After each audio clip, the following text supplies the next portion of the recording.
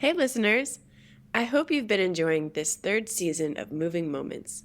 Before we begin our final episode of the season, I want to thank you for your continued support and enthusiasm.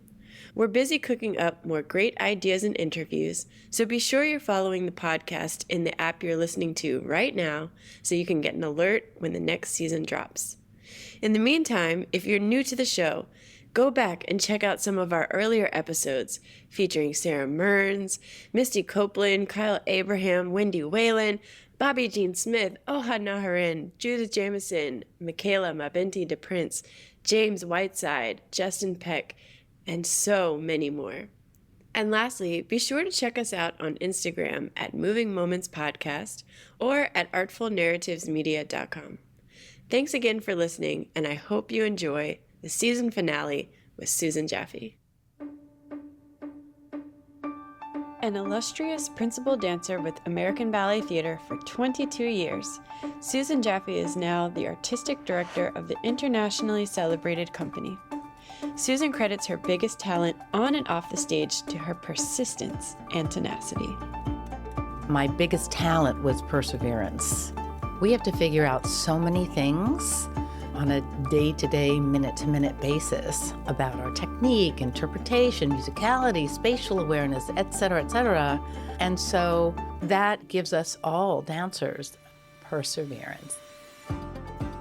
You're listening to Moving Moments, the podcast that explores the dance world's most accomplished and groundbreaking artists.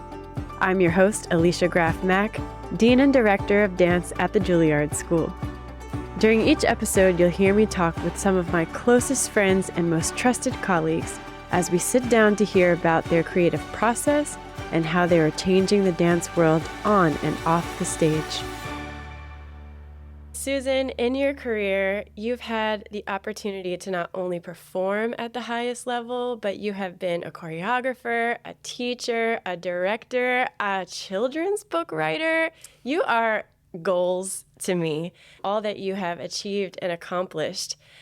If you could kind of look back and just give 2 or 3 sentences on how did you do it? How do you do it every day? I think for me, I always told my students when I was the dean at the University of North Carolina School of the Arts that my biggest talent was perseverance. That was just the biggest thing that I noticed because I never stop. So I just figure it out. And I think dancers are like that. Mm-hmm. I don't think it's any particular thing that I do, but I think that's very much a dancer thing, that we have to figure out so many things on a day-to-day, minute-to-minute basis about our technique, interpretation, musicality, spatial awareness, etc., etc. And so that gives us all dancers perseverance. Yeah. And the other thing that I have always done is I've never said no. I always say yes. We want to try that? Yes. It's always, yes, I want to try that. Why not? We're living one life, and why not just try it? So oftentimes I think that's also has a little bit of magic in it, which is just say yes. Absolutely. And you see where the journey takes you. I so agree with that sentiment about dancers. I always say dancers do it better because inherent in our training is this grit. I love that word resilience and perseverance because to do what we do on a daily basis, even from when you're little, just learning how to perfect a demi-plie requires so much perseverance. Absolutely. So if you could tell us about your upbringing. I know you're from Maryland. I'm actually from Maryland as well. Oh, wonderful. I grew up in Columbia, Maryland. Yeah, if you could just give us a little idea about how you found yourself in motion. Mm-hmm. I grew up in Bethesda, Maryland, and my parents were not musical or were not in the theater, but they had all of the children learn a musical instrument. So I had 2 brothers. One was learning a violin, the other cello. I was learning piano, and I was very hyperactive, and I was very musical, but I couldn't sit at the piano, and I really was sort of bored with reading music, I liked to memorize it and then just play it so that reading didn't encumber me from just feeling the music. But it was very hard for me to sit still. And my mother was taking exercise classes across the street. And she said, "Would you like to take a dance class?" And so I started dancing at the local YMCA. The first year I was in a modern class, and then I saw the ballet and I wanted to do that because I was reading books like Swan Lake and Cinderella and things like that when I was a child. You wanted to be the princess. Exactly. And so I went to the ballet class at the Y, and after the end of that year, that lady said, you really should go to a real ballet school. So that's when I went 2 miles down the road and found a real ballet school, and that teacher was excellent. I mean, she created so many dancers around the country, principal dancers. Another one of the students who was there was Julie Kent, for example, Cheryl Yeager. So there was just this outpouring of principal dancers from that school. So we were very lucky because that teacher did a lot of performances for us. She created a lot of performances and story ballets for us. So that's why I was very attracted to the story ballet. When I came to New York, I wanted to go to American Ballet Theatre because they had stories. And how did you find yourself in New York City? How did you make that leap from studying in Maryland to then coming in doing even more of the pre-professional training? My teacher sat me down. She said, I am excellent at teaching young ones. She actually hired a wonderful teacher for the older dancers, but my teacher also felt that I needed to be in a more competitive environment, and I was accepted into the studio company of American Ballet Theatre at the age of 16. Wow. And at that time, it was called Ballet Repertory Company. And so I moved up here. I lived on 66th Street, 67th Street with 2 other girls. One was a pianist at Juilliard. Yes. And one was a ballet dancer who was going to the Joffrey. And so the 3 of us lived in this little 1-bedroom. And at that time, ABT was on 61st and Broadway. So we just walked down. It was just super safe and easy. And then I did correspondence by mail, So Was it through professional children's school or a school in Maryland? How you finished? It was a school in Maryland, Amazing. Yeah. Wow. And so I've learned that really it was Mikhail Baryshnikov that had such a transformative influence on your career and your journey. Can you talk about meeting him for the first time and how your relationship developed? Yeah. It was very interesting because I went to a big audition. Actually, Misha had come to a company class for the studio company, Ballet Rep. And the rehearsal director came up to me and she said, "Misha thinks you're very talented." And I remember thinking, how is that possible? Because I felt sort of overlooked for those 2 years. And she wants you to go to the audition. So I went to the audition. And at the end of that audition, this very large man, his name is Charles France. He's passed now. He was Misha's assistant. And he came up to me and he said, "Mikhail Baryshnikov thinks you're very talented. However, you're going to have to lose 10 pounds over the summer." It was a very different world. A very different world than it is now. I mean, now, we recognize the danger of that in speaking to young people who are going through hormonal changes, et cetera, et cetera. But at that time, nobody really understood that. So they sent me to a diet doctor, and I had to come in on a weekly basis. They didn't weigh me, but, Charles had to eyeball me to see if I was getting smaller. It was What was your diet? What did your diet consist of? Oh, they put me on things like liver and onions. And it was really just disgusting. Jell-O for dessert. It was really, for a 16-year-old, that was a lot. I can imagine. But, this wasn't really, Misha wasn't involved at all. This was Charles. And Charles really acted more on his own accord. I don't even know if Misha even knew what was going on, to be honest. So I did lose enough, not the whole 10, but I lost enough to get into the company. There was a very sad thing that happened just before I joined. My mother passed away in July, and I joined in August. So it was a very tough time. And we were 890 Broadway, 19th Street, where we are now in the Michael Bennett building, was still being built. ABT had bought 3 floors or 2 floors, 2 or 3 floors, and we're still renovating and building them. And so we were in City Center for a while, and I was getting a lot of really good parts, and I was even dancing with Misha. And I just didn't say anything. I just went in the studio and did whatever I had to do. And so it was a very, very tough time, because I think a lot of people think, oh, I've been here for a long time, I deserve the role, and then who is this young whippersnapper coming in and taking soloist roles, principal roles? And that was the way Misha wanted to bring people up. He wanted, where he grew up in Russia, he grew up in Latvia, but he went to ballet school in Russia. That's what they did. They groomed the principals from when they were very young.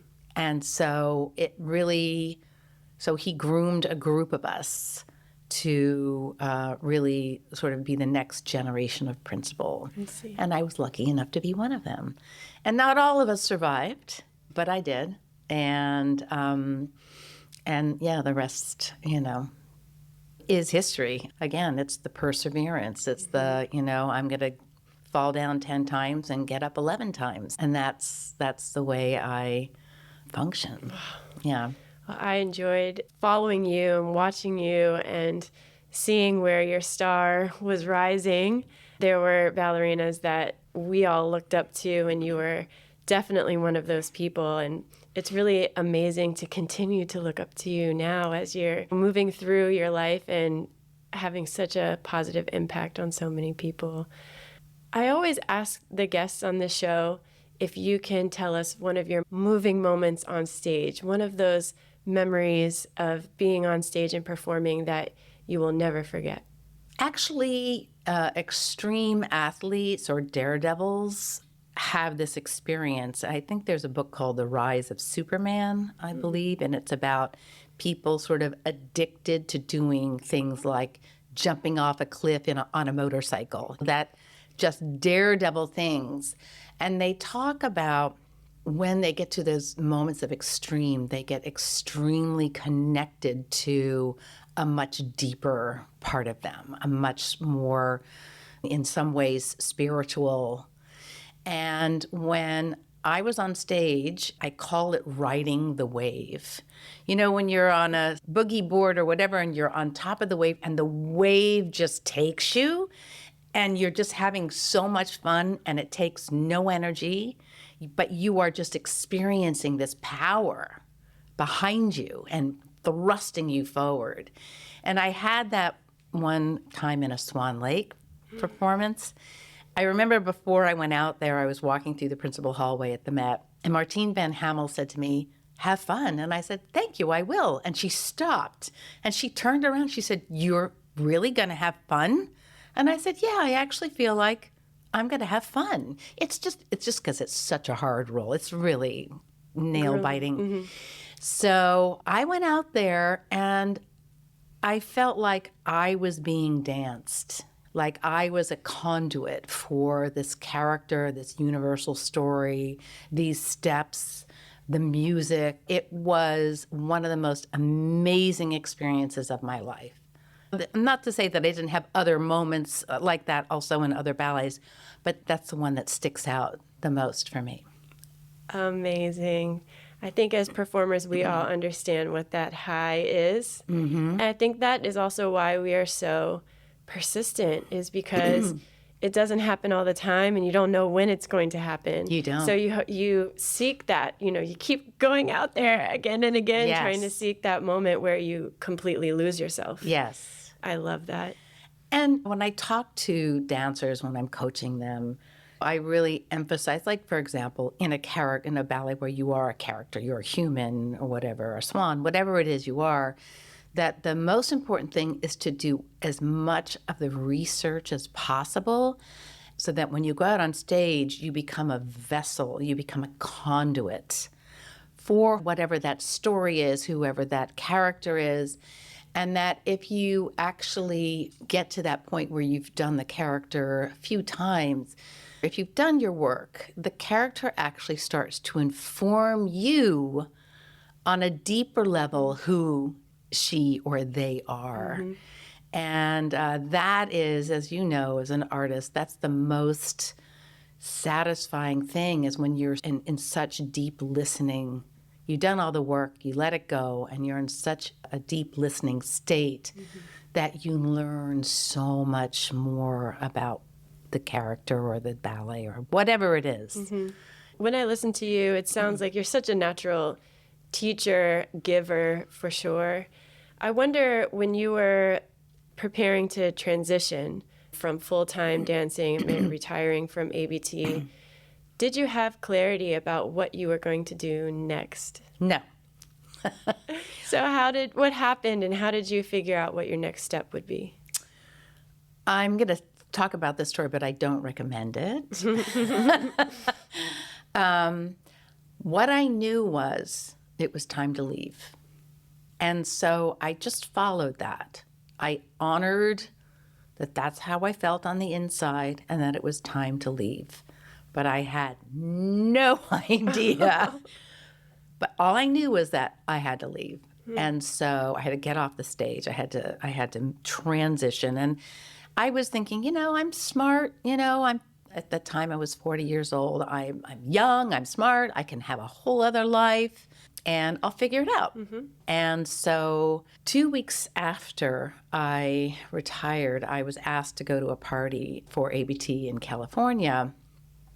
And the new chairman of the board was wealthy, and he had a private jet. And he asked me and several other board members if we wanted to take a ride out there with him. Okay. So I met the chairman, and we just really connected on so many levels. We both love the Mayan culture, and we were just going back and forth about it. And by the end of that trip, he said, I'm brand new in this job as chairman.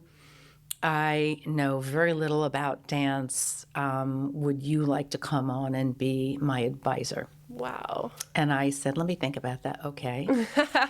Right. I just said yes. Mm-hmm. And I had no idea, but I just said yes. And there I was learning. I was in meetings. I was in board meetings. I was the point person of things. I had no idea, but I was learning email. It was just such a strange and new world.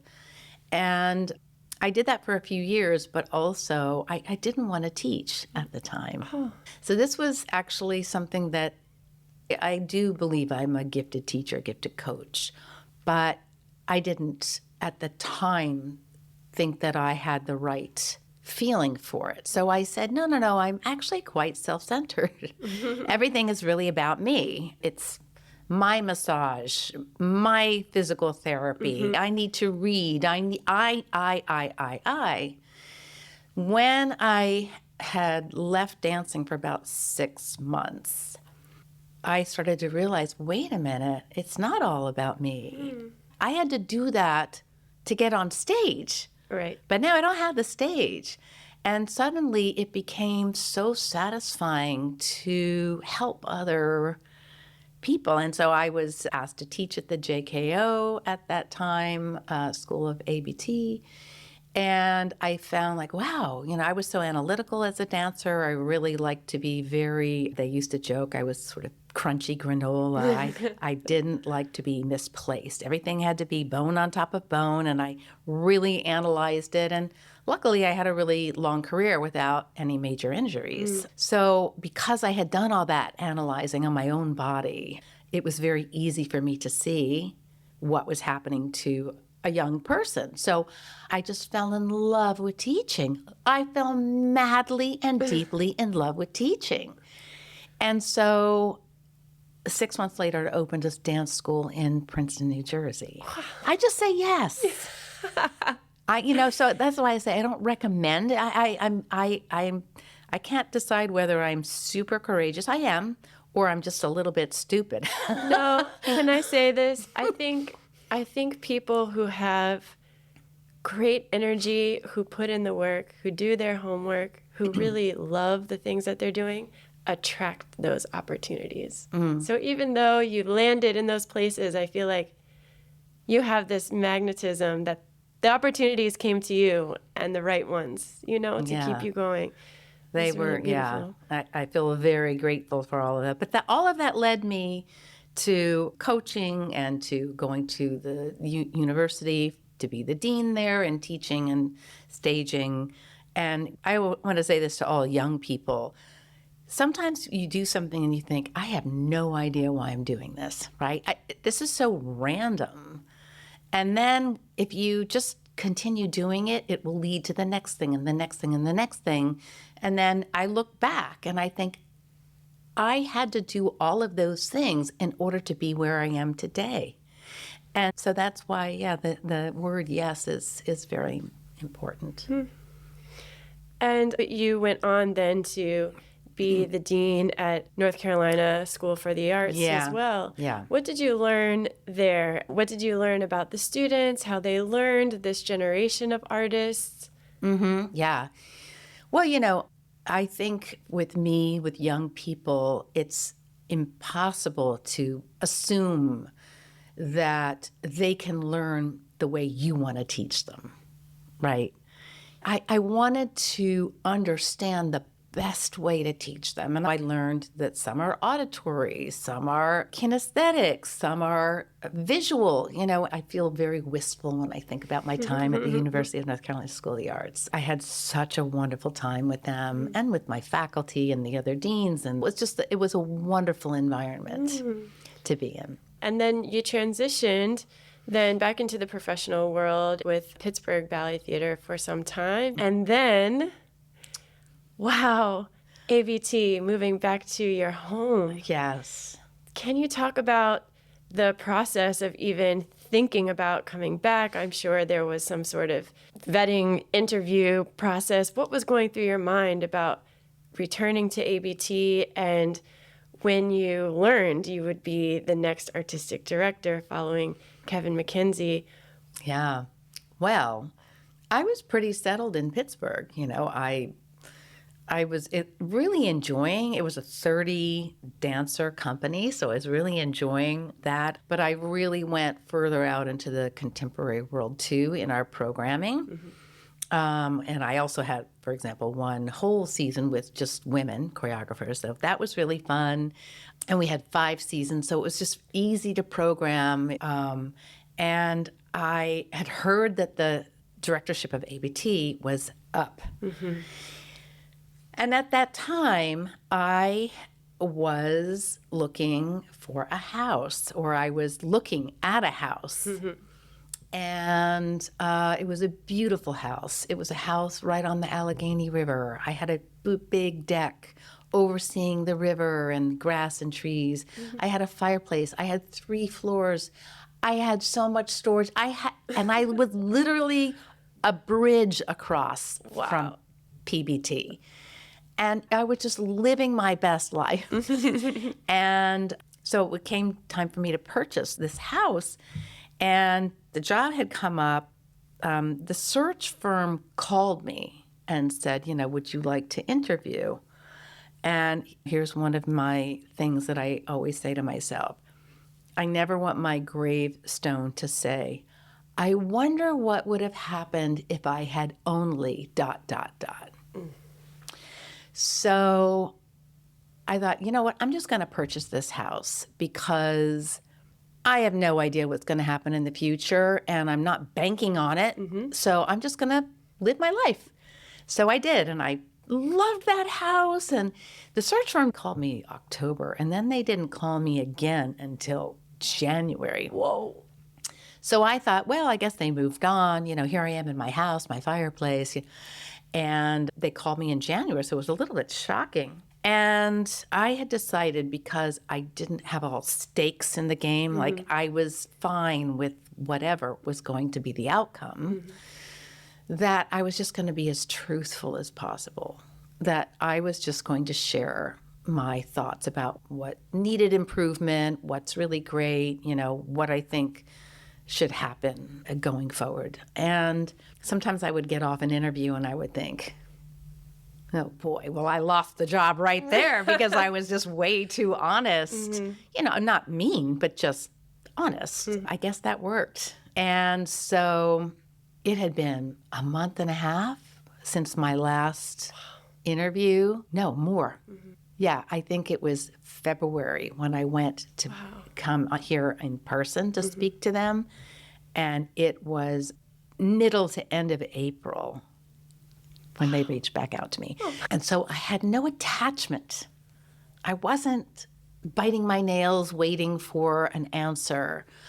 I was perfectly content where I was. There was this one morning where a friend of mine forwarded me an article by Sarah Kaufman from the Washington Post, where the writer was saying, no, it should be Misty Copeland, it should be Stella Abrera. And I remember this article. Yeah. And I wrote back to my friend and I said, what ABT needs to do, what they need to do. What's best for ABT? That's what I want. And at 9:04 in the morning, I got in the car. The phone rings inside the car. I answer the phone, and the person says, hi, this is Michael from the search firm. And I'm thinking he's just going to say, ABT has decided to go in another direction. And he said, and I just want you to know that you're the one. And that's exactly how I responded. I just started, screaming. And there were a few tears. And I thought, oh my gosh, yeah, it's time to go home. I know ABT so well. I know our history. I know our standards. I know the way we work. I know how stressful it can be getting ready to do 15 ballets and in 2 weeks. I mean, I just knew it all. And I just felt like, wow, I really am equipped. I had so much experience behind me. And being a dean, too, I did a lot of administration. I learned how to work with people. I learned how to lead. I had learned how to negotiate. There's so much, as you know, that you learn as a dean. This reminds me of the saying that we always said at Ailey, nothing to prove, only to share. Yes. And it sounds like you were in that nothing to prove moment. And I know you assumed the company really coming out of the pandemic and trying to bring a resurgence to the company in so many ways. I think about the health and mental health of the dancers, and then just financial health of the organization, and all the things. Yes. And you stepped in at this watershed moment. I read a quote in the Times that talked about how you wanted to think creatively, kind of outside of the box. This was a new moment, so we could approach it in a new way.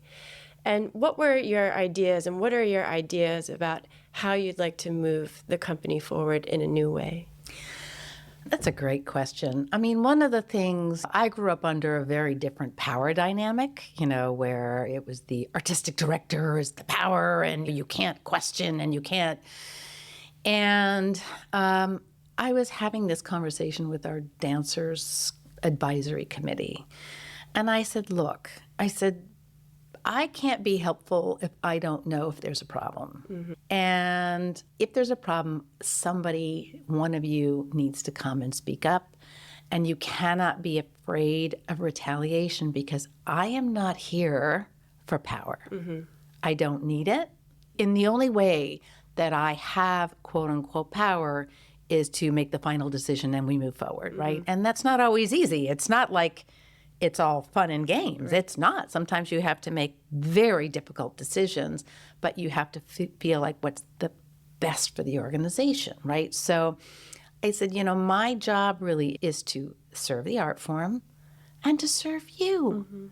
Because if you're good, everything else is good. Right. You know, if you're feeling good about what you're doing, and we're here to give that to you, but we're here in service and not here for power.